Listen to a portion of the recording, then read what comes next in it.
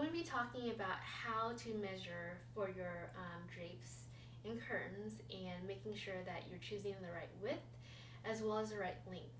So if you purchased a house because you love the tall ceilings, you want to make sure that when you install your drapes and your curtains, that doesn't counteract that, because if you choose the wrong height, you may make the room look smaller than it truly is. So for our curtains, what we've done is we wanted to make sure that we accentuate the height of the room.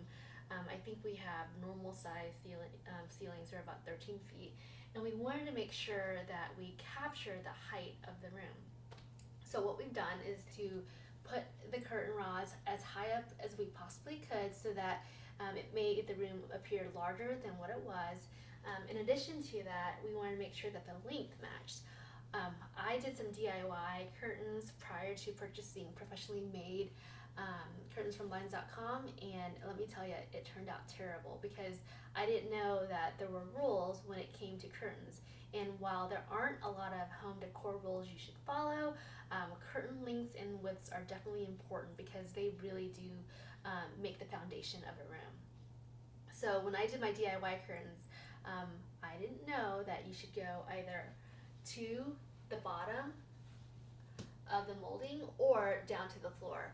What I did was I actually went from the middle of the wall, and that's actually bad because it makes the room look smaller than it truly is.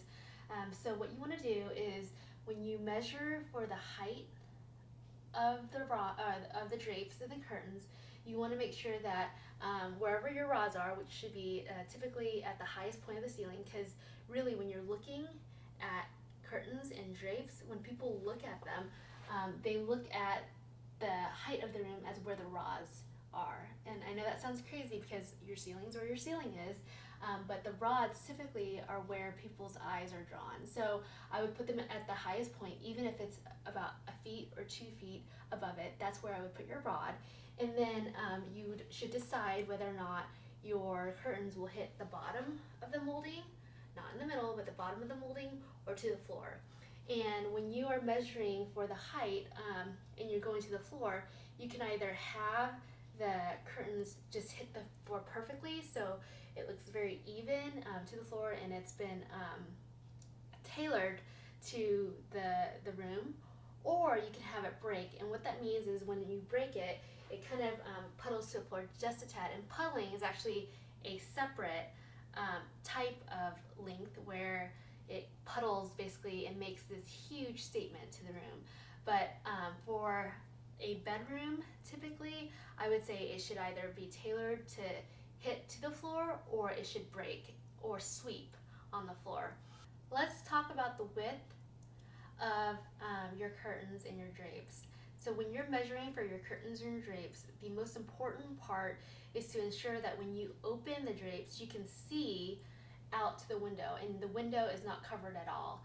That is the purpose of windows, right? Is to ensure that light flows through. More often times than not, what people will do is they'll put curtain rods smack where the molding is, and then when you open the window curtains, you can't really push it back and stack it back so that you can see all of the window.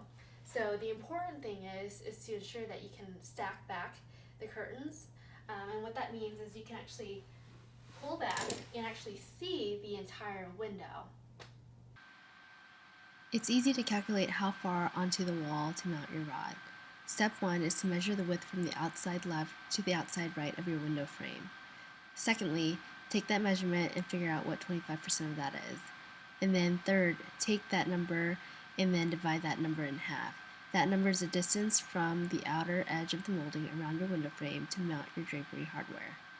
When you're measuring for the width of your curtains, it's really easy on Blinds.com because they actually do include the fullness for you. So all you have to do is provide them the measurement of the window coverage you want. So in this example, I have a split draw drapes, and basically what that means is, again, it's split into two, and so all I had to do was provide the measurements of what I want covered. So it's really easy. To give your room that professional look, you must make sure that you are measuring for the right return size.